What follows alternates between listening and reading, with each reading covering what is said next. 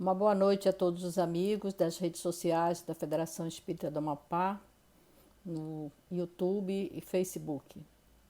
A nossa conversa deste domingo é sobre vivência cristã. Talvez possa parecer um assunto banal, mas nunca houve tanta necessidade para nós, um país fundamentalmente cristão, da vivência dos postulados de Jesus. E é essa reflexão que a gente vem trazer nessa noite. Porque Paulo escreveu aos Romanos dizendo: transformai-vos pela renovação do vosso entendimento. Então, não é necessário simplesmente conhecer o Evangelho. É preciso que a gente renove o nosso entendimento sobre o Evangelho e para poder haver a transformação que deve ser toda a meta de todo cristão, se transformar dia a dia. Então, nós vamos procurar na mensagem evangélica, na mensagem de Jesus, nos postulados cristãos, alguns pontos de reflexão para a noite de hoje. Um deles é: nem todos os que dizem Senhor, Senhor entrarão nos reinos dos céus. E para que a gente possa compreender que não basta dizer, né? É preciso agir de forma cristã. Não basta conhecer os ensinamentos de Jesus. É preciso agir de acordo com esses ensinamentos. Então, no livro Fonte Viva, Emmanuel nos fala: crescer em bondade e entendimento é estender a visão e santificar os objetivos na experiência comum. Então, olha só o que Emmanuel nos fala, que nós devemos crescer em bondade e entendimento, compreensão. É verdade que cada um de nós estamos num nível de compreensão, né, da nossa consciência, de despertamento da nossa consciência. Mas ela não será despertada se nós não melhorarmos o entendimento da vida. E estender essa visão para que a gente possa santificar os objetivos na experiência comum, que é a nossa experiência do dia a dia.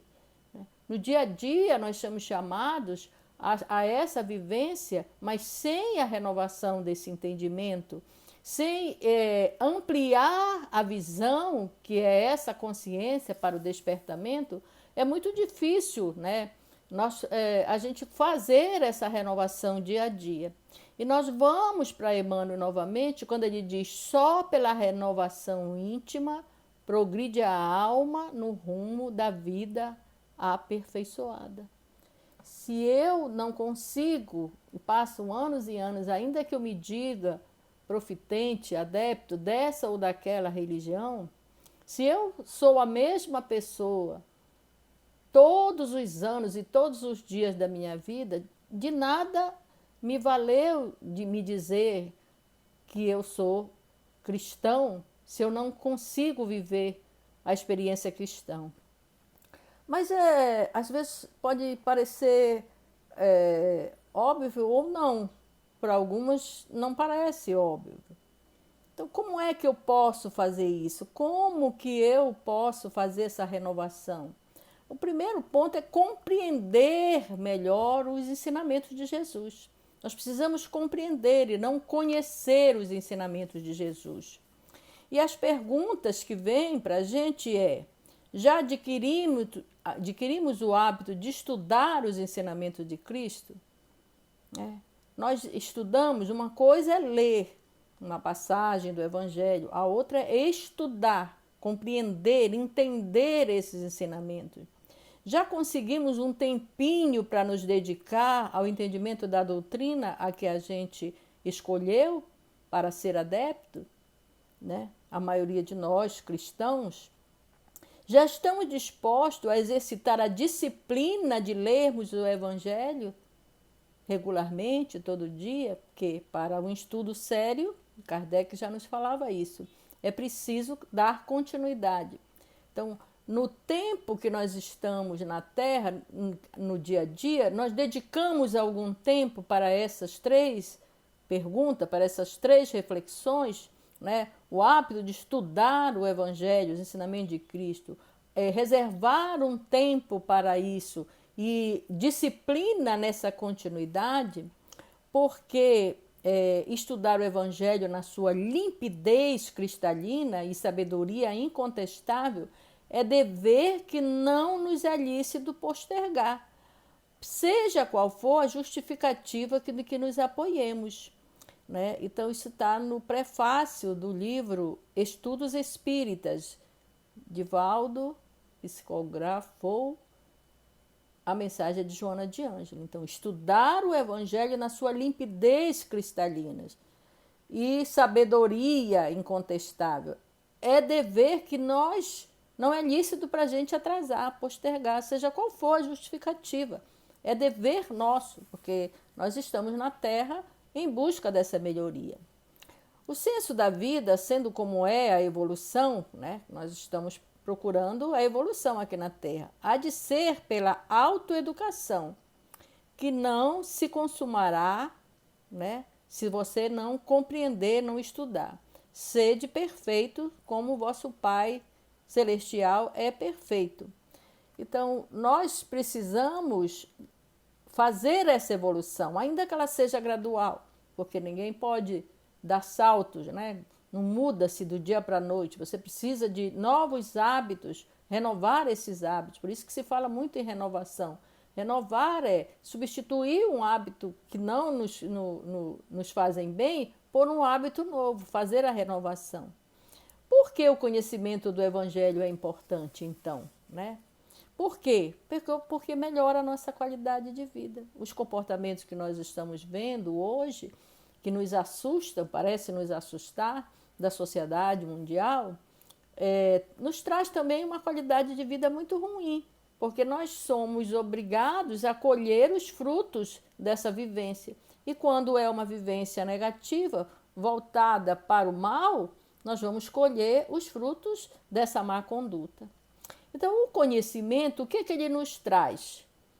Esse conhecimento do Evangelho, quando eu me proponho a estudar melhor, a entendê-lo melhor, ele nos traz esperança, é o primeiro ponto, muito importante, principalmente para a saúde mental. Esclarecimento, consolação, redenção e renovação. Isto é, uma mudança comportamental. Então, esse conhecimento, quando eu me disponho a estudar para que eu possa um dia vivenciar, os benefícios são esses. O primeiro benefício é justamente o benefício da esperança.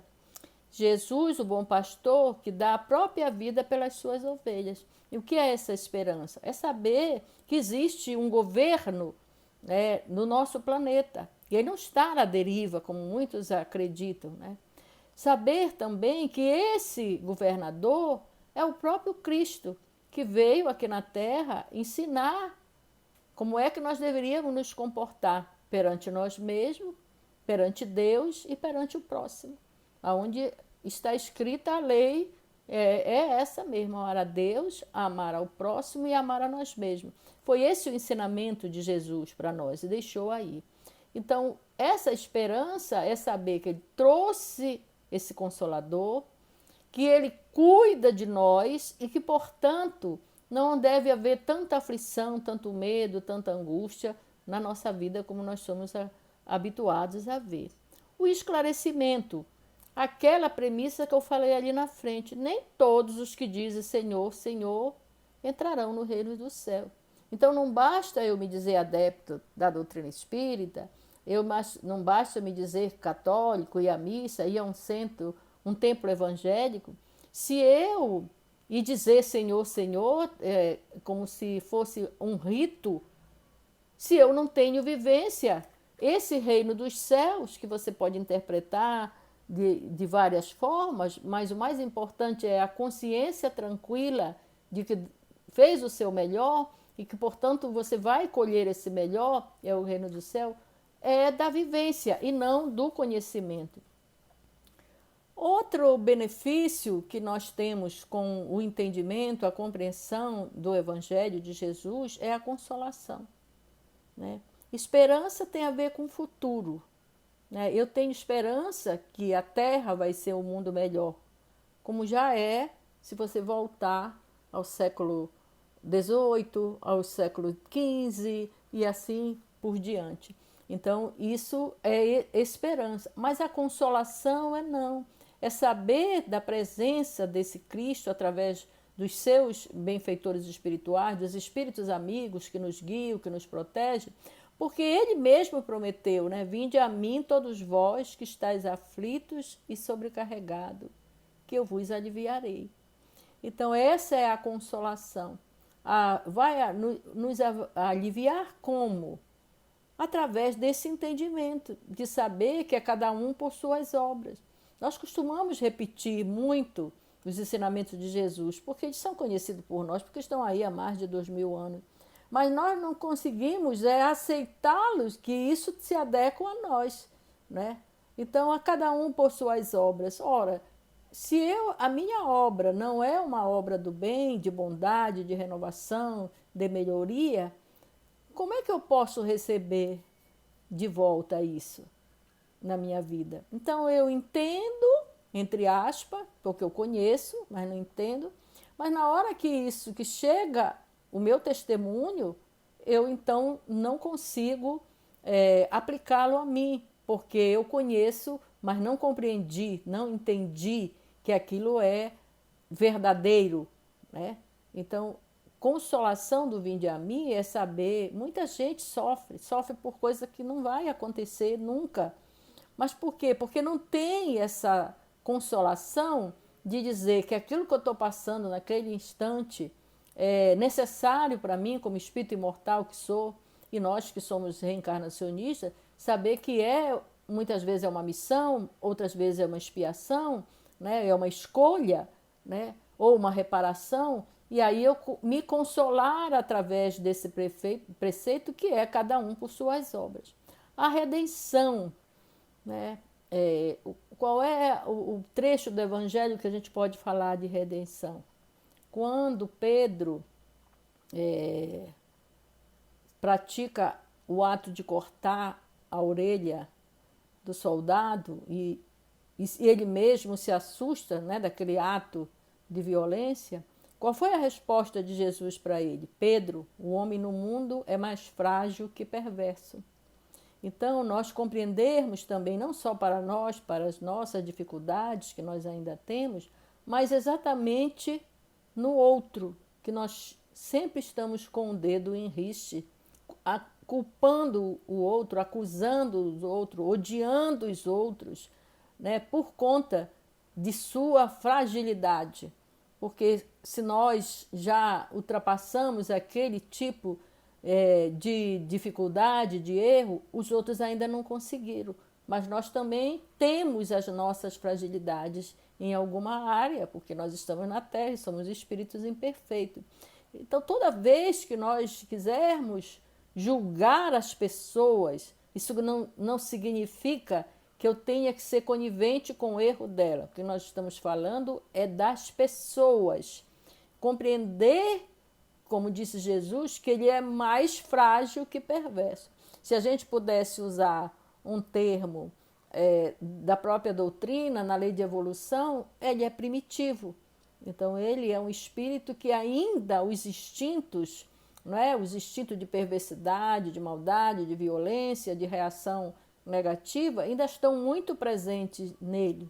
E ele vai, né, tem uma passagem de Lázaro no Evangelho segundo o Espiritismo que fala justamente disso. No princípio é o instinto, até nós chegarmos ao sentimento maior, que é o amor. Então, todas as vezes que nós formos fazer um julgamento de alguém que, na maioria das vezes, não sabemos, nem conhecemos, não conhecemos a sua história, como é comum hoje, nos dias de que se passam, nós precisamos lembrar da vivência cristã, porque nós estamos falando sobre o tema vivência cristã. E se foi o próprio Jesus que disse que o homem no mundo era mais frágil que perverso, por que tanto rigor nesse julgamento, né? A renovação, que é uma das fases dessa vivência, que está onde no Evangelho de João, nos amai-vos uns aos outros. E isso é um encadeamento uns das outras. À medida em que eu percebo a fragilidade do ser humano, que eu me proponho a me renovar cada dia, e aí então eu passo a amar mais do que odiar. Em resumo, uma mudança comportamental. Como a gente pode dizer que na prática você pode mudar? Uma tomada de atitude que gera novos hábitos, alterando o nosso comportamento. Então, eu me disponho a ser uma pessoa melhor, conhecedora que sou do Evangelho, mas me propondo a fazer a prática dessa vivência. Não se faz de fora para dentro, é de dentro para fora. Requer o concurso do tempo, também não é do dia para a noite. Muitas vezes nós desistimos dessa mudança porque entendemos, como se costuma dizer, que temos a síndrome de Gabriela. Eu sou assim e é assim mesmo que eu sou. Eu nasci assim, vou morrer assim. Não, não é assim. Eu sou assim hoje, mas eu posso ser melhor amanhã. Então, requer o tempo. Então, é um exercício diário essa renovação para nos livrarmos daquilo que nos faz mal. Pede muito trabalho interior e perseverança. Perseverar. Aquele que perseverar até o fim será salvo. Só conseguiremos se tivermos uma fé robusta. É preciso muita fé para que, diante das dificuldades, daquilo que nos chega exteriormente para nós, das vicissitudes da nossa vida, eu possa me propor a fazer essa mudança interior que requer tempo, que pede trabalho e perseverança, né? Então, quais são algumas atitudes que nós podemos tomar para fazer essa vivência evangélica? Levar a vida mais a sério. Muitos de nós estamos brincando de viver. A vida é para se levar a sério, ela é coisa séria, ela está acontecendo hoje. Então precisa levar a vida mais a sério. A vida terrestre é uma escola, um meio de educação e de aperfeiçoamento pelo trabalho, pelo estudo e pelo sofrimento. Está no livro Depois da Morte, de Leon Denis. Então, a vida, a terra é escola. Escola requer aprendizado, requer progresso. E se eu não consigo assimilar o conhecimento, quando veio o teste, o que acontece? Eu não passo.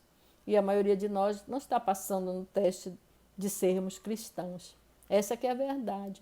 E o sofrimento é algo assim, mas então é bom sofrer? Não. O sofrimento é uma escolha nossa.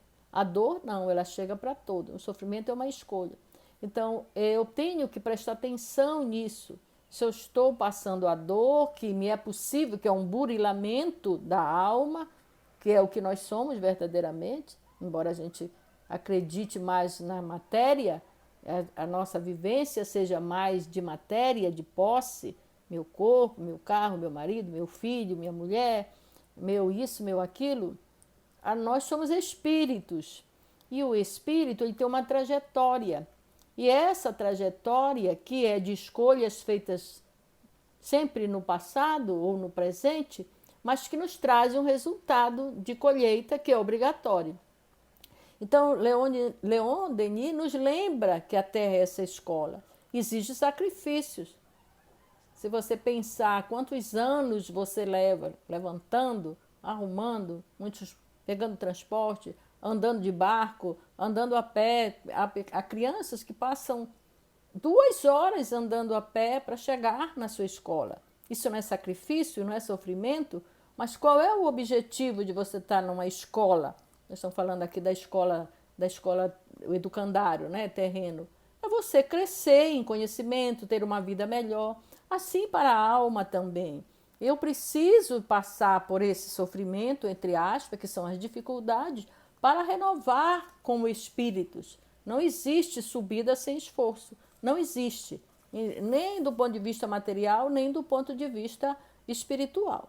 Fazer direito as coisas, fazer as coisas direito. Né? Então, quando eu levo a sério, o que eu vou fazer, eu preciso fazer direito. Voltando para o popular, não fazer as coisas meia boca. Eu preciso fazer direito. Se eu me dedico a alguma tarefa, ela tem que ser feita seriamente e ser feita direito. É uma sinfonia de bênção aguardando teus apontamentos e comentários. Né? Então, Joana de Ângela nos faz isso. Quando eu faço as coisas direito, isso se torna uma sinfonia de bênçãos na minha vida. Né? Porque a vida é essa sinfonia onde eu vou apontar. Né? Os apontamentos é anotar, eu vou escrever a história da minha vida. Então, eu preciso fazer direito. Eu preciso também acreditar que vidas são experiências que se aglutinam, formando página de realidade. Sublime expiação. Victor Hugo, pela psicografia de Divaldo Franco. Então, vidas são experiências que se aglutinam, formando páginas de realidade. Então, nós estamos cercados por vidas, que somos nós e aqueles a quem convivemos no nosso círculo, né, em cada encarnação, mas vão se aglutinando, se formando para formar página de realidade. Isto é, aquilo que eu escrevi na minha história. O que é que eu estou escrevendo no livro da minha vida? Quais são os apontamentos que eu estou fazendo? Estou fazendo direito o dever de casa, que é essa experiência reencarnatória? São perguntas que a gente precisa saber para que a gente possa saber se a nossa encarnação ela é uma encarnação que deu resultado, ou é aquela onde a gente fica estacionado. Porque retrogradar, nem o espírito retrograda, mas pode estacionar. Pode recrudescer de acordo com a sua experiência, com a sua revolta, coisas que você tinha para consertar e ao invés de consertar, você potencializou o ciúme, a inveja. Então não é que você piorou, é que você potencializou algo que você já tinha, que era algo que você tinha para corrigir e você não conseguiu corrigir. Então, o futuro não é surpresa atordoante, é consequência dos atos presentes. E hoje eu conversava com uma pessoa e ao falar que eu era espírita, e aí logo a pessoa que não é, ela quer saber ou do passado ou do futuro. E eu respondi a ela, se você quer saber como é que vai ser o seu futuro, olhe como é que você está vivendo o seu presente. Não é? Porque não é surpresa. Às vezes as pessoas se surpreendem, porque, como eu disse, com a consciência ainda dormitando em níveis variados que nós estamos aqui na Terra, muitas pessoas não percebem, né, que aquilo que você está passando é resultado das suas escolhas. E como diz o Evangelho, causas atuais e causas anteriores da aflição, mas não há efeito sem causa. Né? Existe sempre uma causa, e a causa é o mau uso do nosso livre-arbítrio, o nosso direito de escolher. Isso é do Espírito Verdade. O futuro não é surpresa atordoante, é consequência dos atos presentes. A cada tropeço é preciso aprender, levantar novamente e retomar a marcha, renovando a atitude, espírito Hamed. Então a gente vai realmente nessa caminhada, a gente vai tropeçar. Né? Não é assim que a gente consegue essa renovação. Mas o que é preciso? Aprender com esses erros, não repeti-los, levantar, retomar a marcha, né? E tocando em frente. Então, é isso que é preciso que a gente possa compreender. Muitos param no caminho e ficam estacionados, se lamentando ou se revoltando, porque não tem essa capacidade de fazer uma retomada. Então, o que eu fiz não deu certo, então eu vou por outro caminho. O que acontece conosco é que, na maioria das vezes, a gente vai no mesmo caminho e quer o resultado diferente. Se sabeis essas coisas, bem-aventurados sois se as fizerdes. Essa está no Evangelho de João. Então, se eu sei de tudo isso que a gente acabou de refletir, em linhas gerais, bem simples, né, mais acessível a todos nós, então eu sou bem-aventurado se eu sei, se eu faço o que eu sei. Se eu faço o que eu sei, eu passo a ser bem-aventurado. E para a gente ir concluindo a nossa reflexão de hoje, nós vamos trazer Emmanuel também no livro Fonte Viva. A cada novo dia de tua experiência humana, recebes valioso concurso para que os resultados da presente encarnação te enriqueçam de luz divina. E quais são esses recursos que a gente recebe? Já começa pela vida, pela capacidade de respirarmos. E aí nós temos todas as bênçãos da natureza. O sol, a chuva, o vento, os alimentos que nós temos da natureza. Mas também dos pais que tivemos, dos amigos que temos, dos familiares que temos. Né? Então, são todas as bênçãos que a gente recebe e nem se percebe. Existe um filme, recentemente passou, chama-se Os Milagres do Paraíso. E é uma história real. E nesse filme, a história vai se desenrolando e a personagem principal vai perdendo a fé.